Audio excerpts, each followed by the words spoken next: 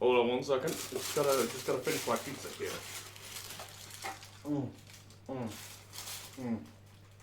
Good pizza, man.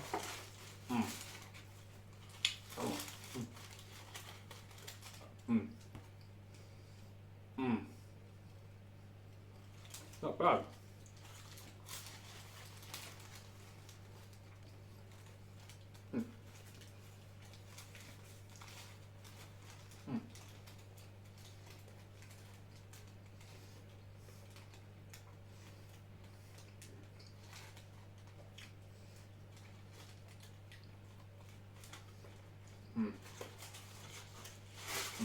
I'll finish the rest of it.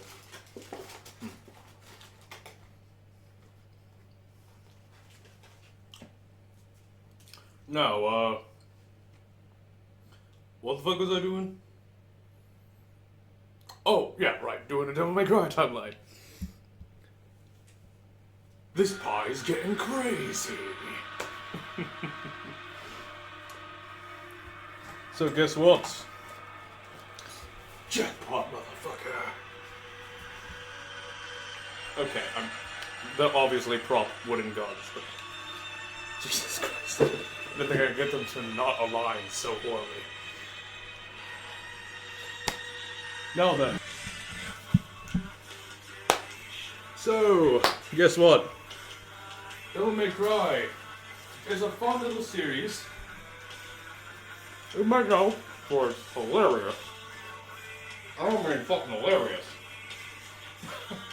You know, memes that you see around the internet. Of course, the music. Have you ever seen a No Nut November meme? That shit's hilarious.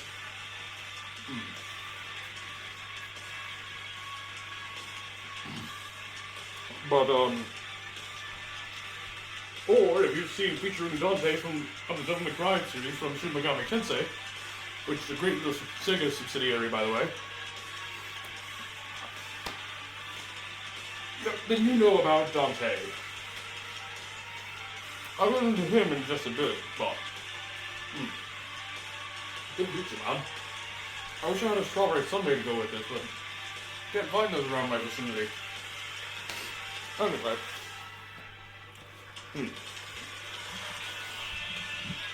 This game series has a very gothic vibe in general, so I figure it's perfect for November. Made by the same people that made the Bayonetta games, or at least Bayonetta 1. It's an absolute groundbreaking series, with bunches of combo attacks and, you know, basically, you know, if you say DMC-like, then you instantly think of this series. That's how good it was. And the more combos you get, the more crazier your attacks get. So yeah. And yeah, it's just a fun little series. It's so popular, in fact, that it's got 2 different anime. One currently in production and ready to release very soon, at the time of this video.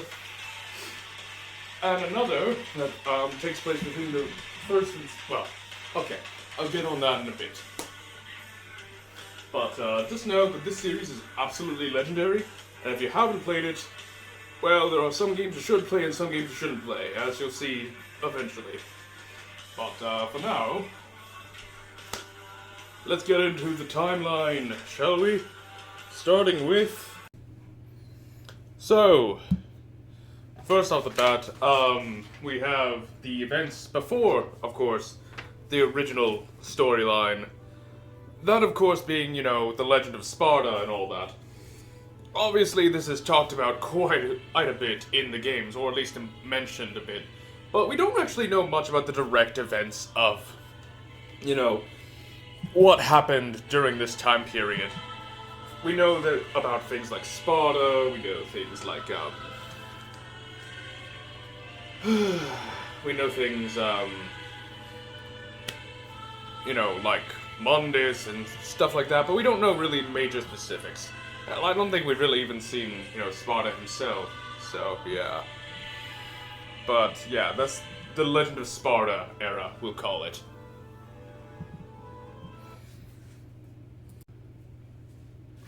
And next up we have the events of DMC4, Virgil's cutscenes specifically.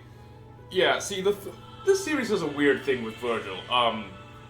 Where when you play as him, technically speaking, his actual gameplay route is not canon, but his cutscenes are. So these cutscenes take place, before anything else in the timeline, entry-wise. So, yeah. And, yeah. Basically, we see him going through this city. I forgot his name. I think it's Fortuna, I want to say. But, yeah. And, yeah, that's really not much more to be said. It's like 3 cutscenes. Pretty short. Not really worth mentioning. Next up, we have the events of DMC3, the manga, specifically. Yeah, so, little known fact, there are a lot of, more obscure entries like manga and anime and, audio dramas and even books on occasion for some of the earlier entries from DMC 1 through 3. In the DMC 3's case, there's a manga following Virgil and Dante, grown up now. And, yeah. Not really much more to be said.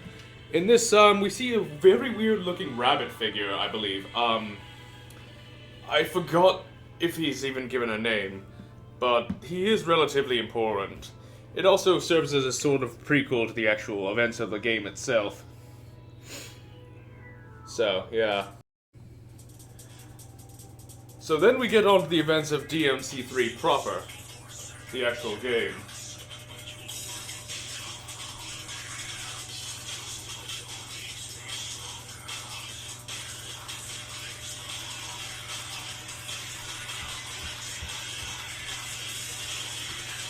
So guess what?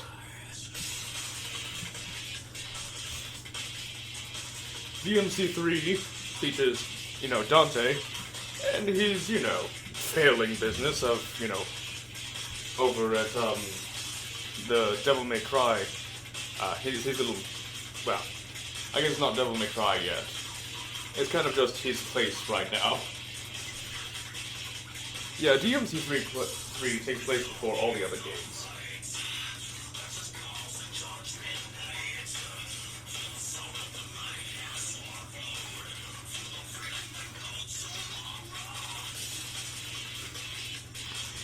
And, yeah, nothing more to be said.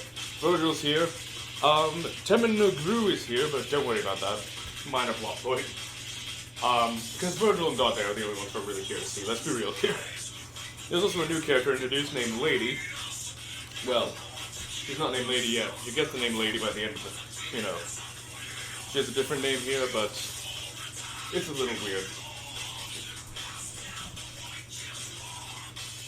And, yeah. In this game, we are introduced to our pizza-loving, strawberry sundae-drinking protagonist, Dante. Although he doesn't drink strawberry sundaes in this. But, yeah. And, yeah, that's, DMC3 in a nutshell. Oh, yeah, probably should have mentioned this, but spoilers ahead. Virgil dies at the end. So, yeah. Well, kind of, sort of. He actually he goes to hell, I guess, and gets brainwashed there, I guess. Anyway.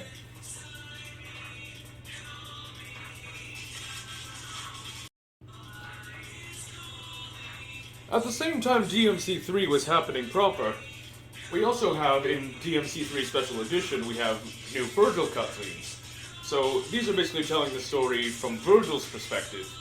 How he got introduced to the concept of Temin no Gru, how he, ended up, getting brainwashed by the end of the story, shit like that. And yeah, there's like 3 cutscenes, so don't bother. DLC 3 is, I should probably mention, just a really fun game.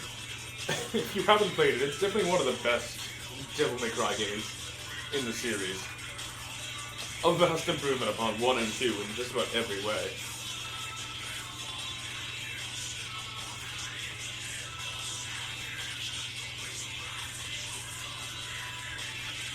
I'm gonna let this stay for a bit.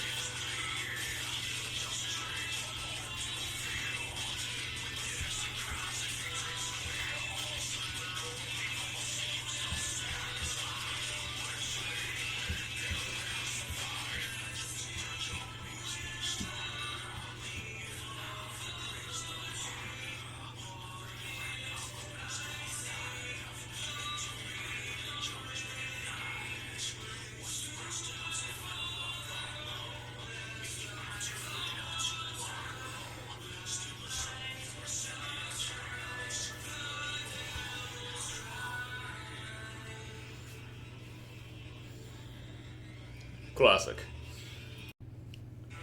Up next, and for now, at the time of this video, this is pretty much just speculation on my part, but it's based on established guesses and such things. So, it's more than likely that the DMC Netflix show, or anime if you will, starring Johnny Young Bosch as the voice of,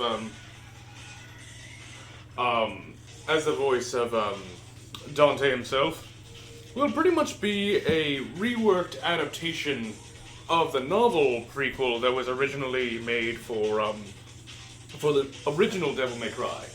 Now, if you don't know, the novel was basically meant to serve as a prequel, having things, you know, like, I mean, there were just a few things in there that just didn't quite fit with the overall timeline. So the novel itself should be considered non-canon, but it's an interesting read if you feel like it.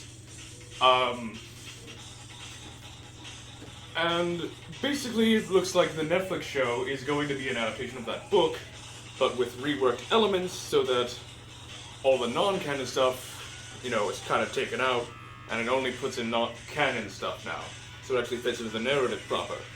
That bunny guy from the DMC3 manga also appears to be a villain in this show, so definitely a good time to watch. So if you are ready to watch it, it's coming out eventually. I think it was sometime next year, I want to say. But yeah, definitely give it a watch. I'm definitely gonna be there. Are you? The events of Devil May Cry proper. Now, this particular game was not the best in DMC's history. Well, DMC3 had an awesome combat, you know, system and everything, and, you know, every game after it. DMC 1 and 2 were plagued by, well, Resident Evil-esque, survival mode sort of things. You know, puzzles and the like. I mean, obviously there's a lot of puzzles in, you know, these games in general. This one was just plagued with them, and also it's just kind of annoying. Also, I do not like how slow your attacks are. Excuse me. Yeah, there's not really a whole lot to say. Virgil's back, kind of, mind-controlled. And then Dante kind of, explodes him. It's, yeah. I don't know. But, yeah, that's, Also, there's Mundus is here, so, yeah. It's not really clear, I don't think, if he's dead or not after the events of this game, but, yeah, he was the Demon King Mundus, and I guess he was like an eternal rival of Sparta. Look, it's been a while and I forgot a bit of the lore. Or at least I forgot the finer points. I haven't done this timeline in over a year, alright? But, yeah.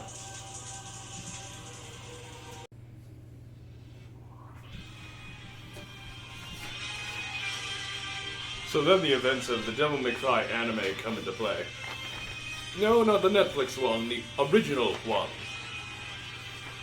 This anime is actually, you know, it takes place in between Devil May Cry 1 and 2. And it also, it just kind of shows the journey that that Dante went through over the course of bridging DMC1 with DMC2, and how he kind of became, well, the edgelord we see in DMC2. Yeah. This is a lot more of a depressed Dante than we're used to. But yeah, this Dante also doesn't. I mean, he does love his pizza still, but he's also got this newfound obsession with strawberry sundaes. I don't know quite what the symbolism is there, if there even is any, but yeah. He's also, there's also a bunch of subplots, and it's just it's actually kind of a sad little tale about, Dante, if you ask me. There is no Virgil or anything like that in this, but it gives us more insight into why he is the way he is in DMC2.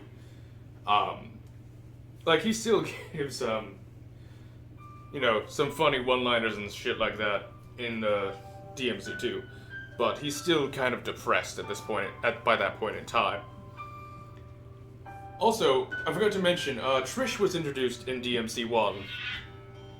So, yeah. And Lady is here too.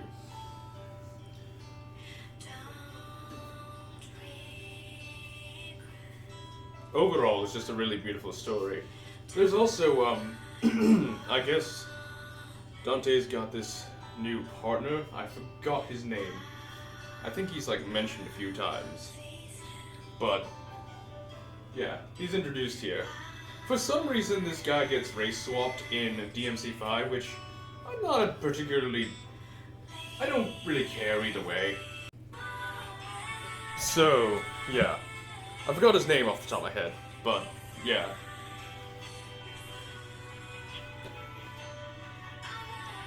There's also this one rich girl, I think.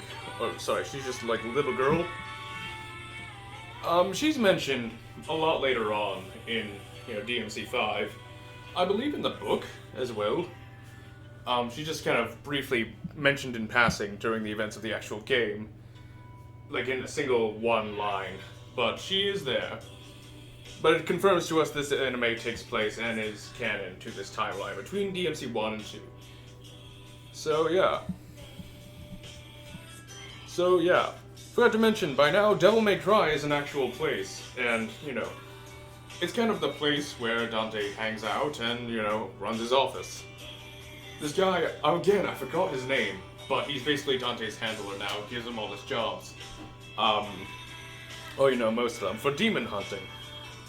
So yeah.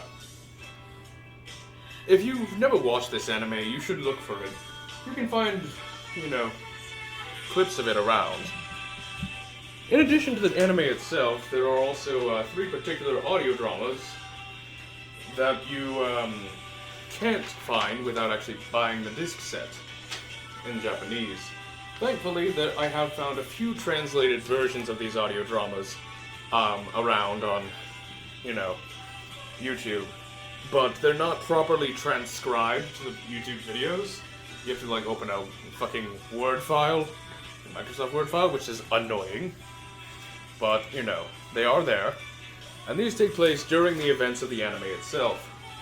These audio dramas are called Old Friends, Devil's Neverland, and The Strawberry Sundae. Those are the names of all the audio dramas that take place during this anime.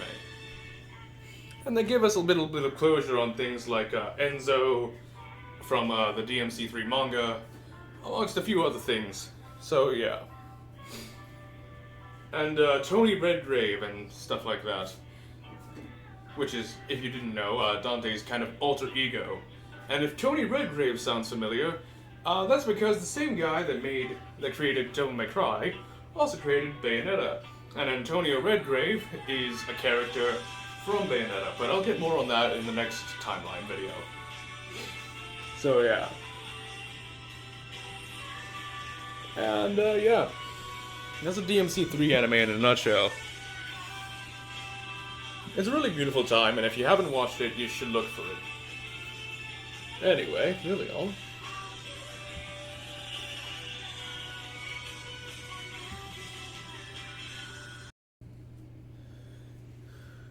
And then on to DMC2. Now, holy shit. This game is generally regarded as just the worst Devil May Cry game ever. And I mean ever, ever. Like, it is bad, man. I mean, your shooting does more damage than it does, your actual sword. Which is just bullshit. And there's really no need to even use your sword in this game. It's just badly designed. The bosses are all kind of chunky and stuff, and it just feels fucking weird and awful. I don't recommend this game at all.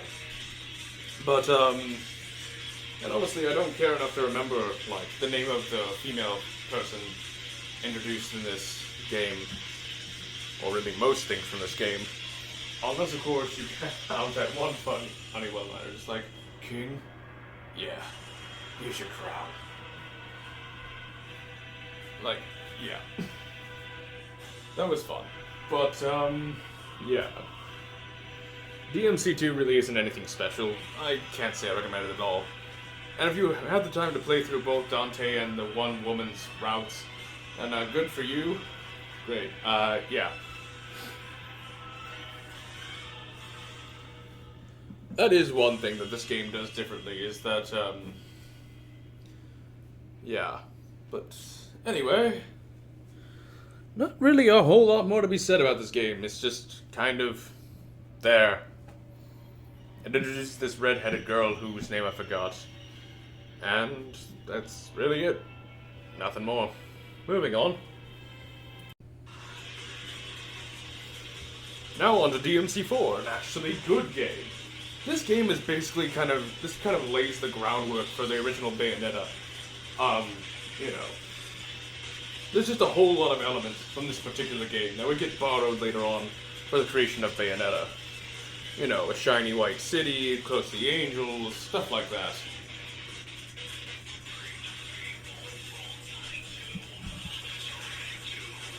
It's just a really good game. It also introduces us to Nero, who, you probably know by now. The internet has absolutely spoiled it for you by now, that Nero turns out to be Virgil's son. So yeah, that's not really much spoiler, because let's be honest, you know that already. If you haven't played the game yourself, then you've definitely seen the game yourself. Alright, this plot point is not very, well hidden, let's just say, by the DMC community. Or really anyone. The Wacky Wahoo Pizza Man is back as well. And he's like, what the hell is this? Yeah. One fellow YouTuber, the Devil Joe, once described this game as just basically a great greatest hits compilation of Dante's, best moments, I guess, is what he said. A greatest hits compilation. Just like, yep, that's pretty accurate. If you haven't played this game, you absolutely should. You don't know what you're missing. It's a fun time, and it's also got the introduction of Kyrie and Nero, and just, it's a fun time. Go play it. It's also worth noting that, there is another game mode where you can play as Lady and Trish. Or, rather, two other game modes where you can play as Lady and Trish. And, they have specific new cutscenes as well that add to the narrative. So yeah, there's a third story route you can play in this game with new cutscenes, but their actual gameplay, of course, is not canon. And that's DMC4 in a nutshell. Go play it, it's awesome. Now, we're almost there, at the end of the original timeline. DMC5, Before the Nightmare is a little novel created specifically for Devil May Cry 5. It fills in a lot of the blanks for us. It kind of catches us up with, some characters that weren't in DMC5, and it gives us closure on each of their stories. So, yeah, DMC5 is essentially supposed to be an ending to Devil May Cry. In many ways, or at least the ending of Dante and Virgil's era, and introducing us to Virgil's new era. DMC6 is apparently slated to come out, but I don't know how likely that is with the guy who created the series not being around. We know how well it's worked out for Mega Man. It hasn't. So yeah. Excuse me.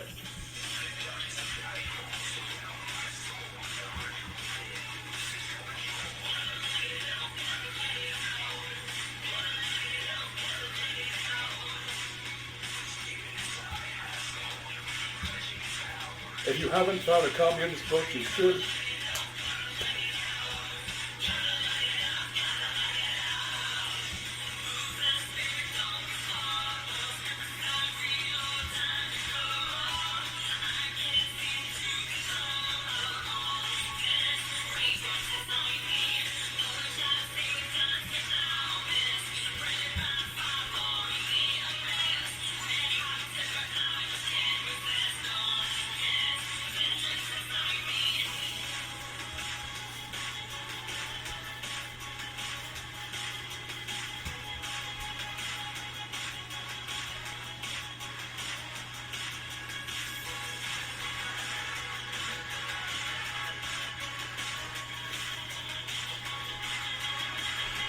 Then we get on to DMC5 Visions of V manga, which introduces us to, some more backstory regarding V and Virgil and all that. Nice little prologue as well, taking place directly after the novel, at least timeline-wise, and also kind of before and during the events of DMC5.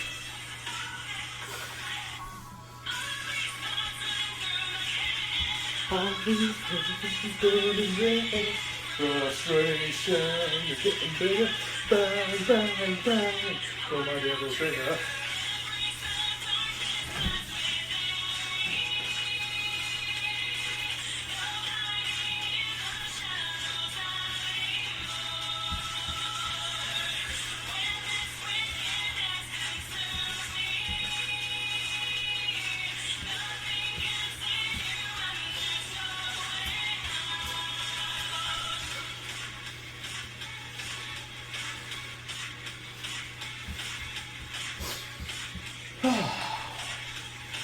So then we get on to the events of DMC5 proper.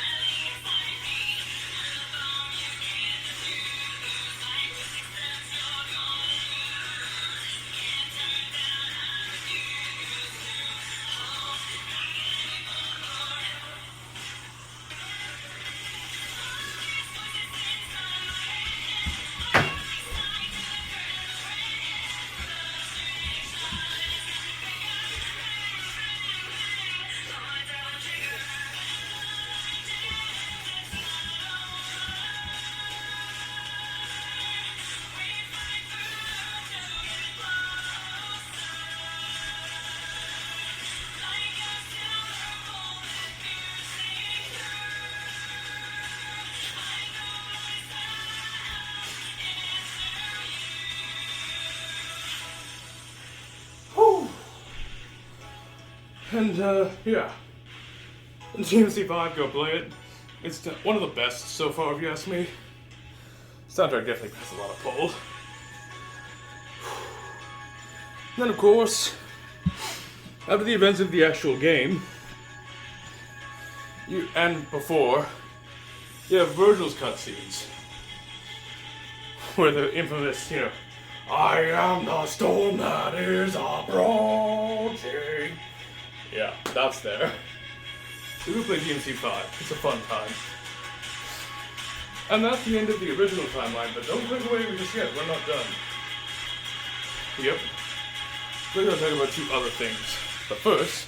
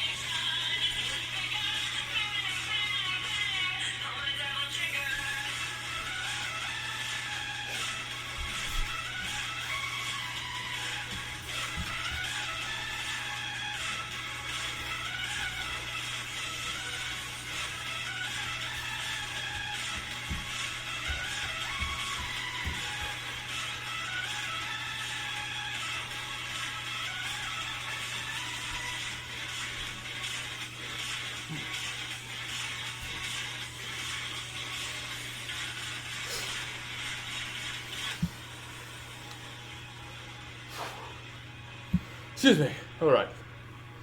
Moving on. This next particular video. This next particular chapter, we'll be talking about Peak of Combat, a Chinese mobile game. But yeah, Devil May Cry Peak of Combat. It's this game is pretty infamous amongst the Devil May Cry community. It's generally filled to the brim with microtransactions and all that, and people generally just don't care for it, and I can understand why. But at the same time, praise must be given where it is due. For example, I love the graphical attention to detail on these models. Like, these look absolutely beautiful, and, you know, I do love the fact that it's an entirely new story set in a different timeline. Featuring a different, timeline version of Nero,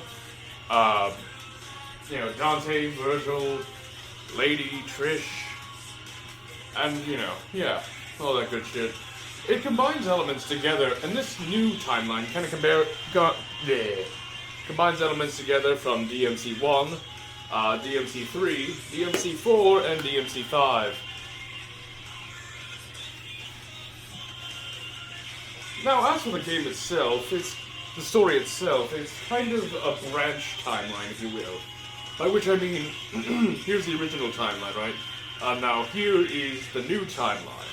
So, Peak of Combat is kind of a branching timeline that breaks off at some point from DMC3. Now, beyond that,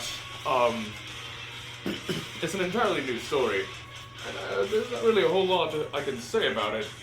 I've never finished it. However, I will say that this game introduces the idea that there are multiple, different Demon Hunter cores, pretty much. Whereas, back in the original timeline, it was pretty much just this idea that, basically it's a job, really. It's not like something they have like an entire, group for.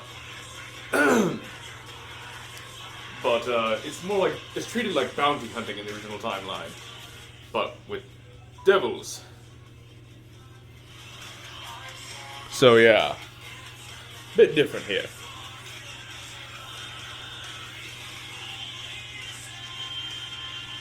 But I will say I also absolutely adore that animated intro, which is basically a reimagined version of the infamous fight between Virgil and Dante from DMC3. I love that to death.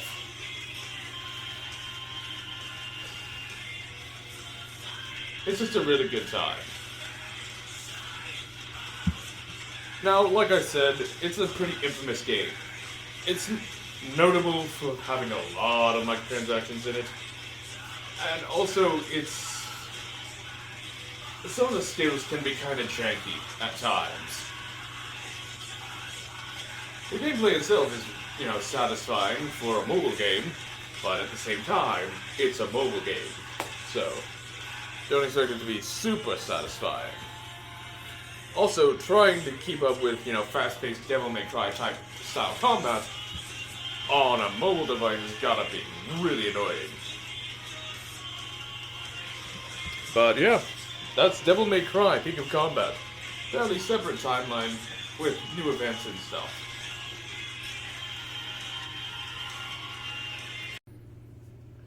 And finally, we have the last timeline. The infamous yet also famous DMC, Devil May Cry Hard Reboot. Now, this game was... Alright, it was terribly received. Like, very poorly received. People did not care for this game at all. And it has generally gone down in history as just a generally despised entry in this entire franchise. However, that being said, I love this game. Holy shit. Like, this is actually really good. I think the real reason people hate it is because it's so damn different to the original timeline. So, basically, there are a few different factors here. For starters, Dante is not a half demon, half human. Here, he is a half demon, half angel. Of course, things like, and I mean, there's a whole bunch of weirdness going on. He's a Nephilim, not a son of Sparta. I mean, he is a son of Sparta, but he's also not. And also, let's just say they tend to sexualize the hell out of Dante's ass. Nah, just playing. But also, Dante's missing his, iconic white mop top that, he usually is known for wearing. And instead, what he's got here is black hair, I think. Generally scruffy, short cropped looking. They also have, at least in the, they also have it so that this version of Dante smokes, or at least they had that in the promo. I don't remember if it was still that way in the actual final release.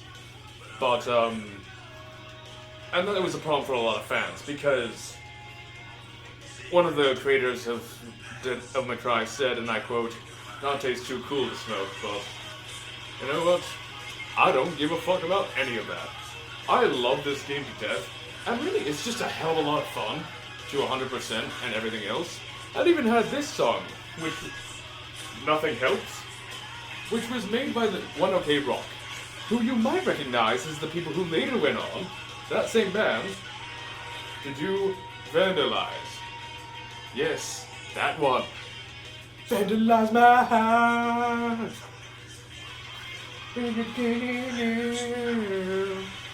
But yeah. And Nothing Helps was in particular a sort of, it was a double purpose song, made as a message to One OK Rock's fans, as well as made to hype up this particular game. In this particular trailer video I'm playing.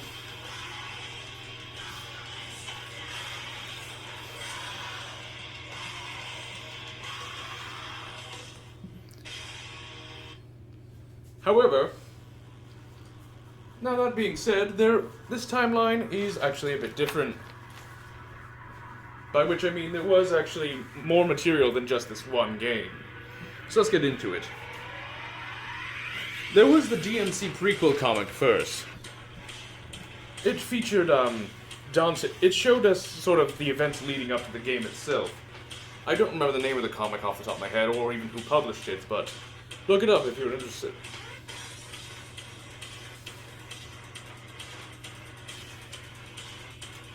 And, it showed Dante imprisoned, things like, it introduced us to Virgil and Kat, or was it Kate? Yeah, no, it was Kat. And just generally stuff leading us up into the actual game itself. Now then, the actual game, DMC, Devil May Cry, comes in after that.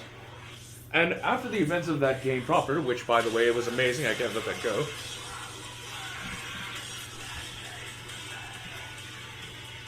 DMC Devil May Cry's Virgil DLC. It was a 5-chapter DLC that basically showed Virgil after the events of the game. And it showed just kind of his descent into madness. Yeah, a bit darker than what Virgil went through, if you ask me. Virgil has always been something of a tragic character, but he's more just hung up on his pride, if you ask me. But this Virgil, well, he's a bit more prideful, but in a more dangerous way. He's not hung up on his pride so much as he's not hung up on his pride so much as he's using it as a weapon. He thinks generally that he is better than everyone because of who he is, or rather what he is. He considers himself superior to everyone. And that already is a dangerous form of pride. And, yeah. It's a very dark and, frankly, a bit eerie, imagery and sound design and everything in the DLC. And it's just a fun time overall. I really highly recommend the reboot, actually. I know a lot of people don't like to give it a chance because it's just so damn different from the Devil May Cry we all, well, most people know and love. But I just think it was really good. And it was also, let's not forget, a lot of people's first introduction to the Devil May Cry series in the first place. Because, let's be real here. Before around the time of Devil May Cry 3 and stuff, just generally people didn't care. Devil May Cry didn't catch on nearly as fast as this game did. But that was mainly because of just all the fucking controversy surrounding it. I know, but at the same time, it's a really good game. I highly recommend it. If you haven't played it yet, you should. You can play this game on PS3, and I think PS4. And just, yeah.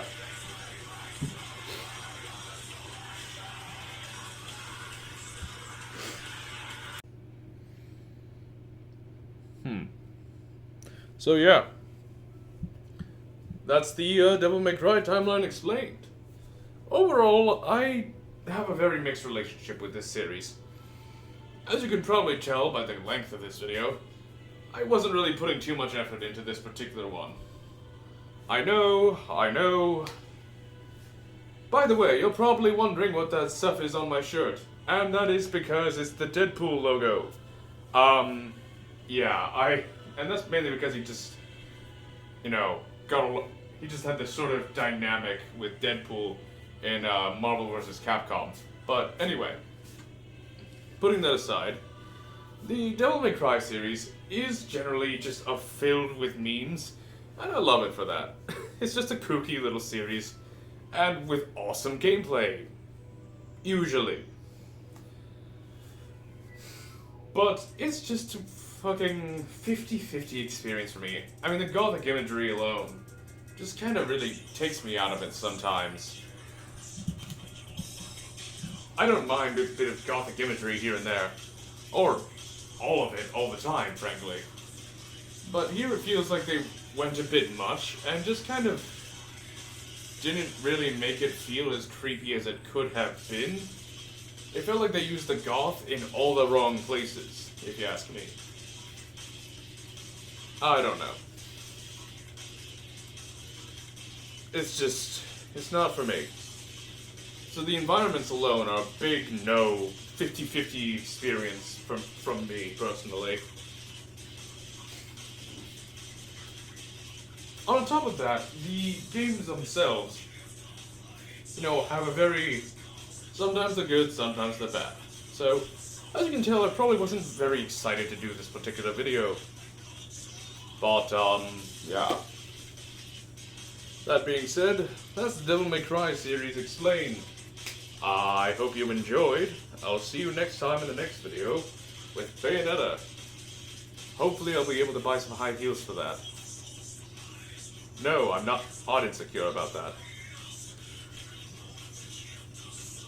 Anyway, this is Jack Mortick, the Sega fan, signing off.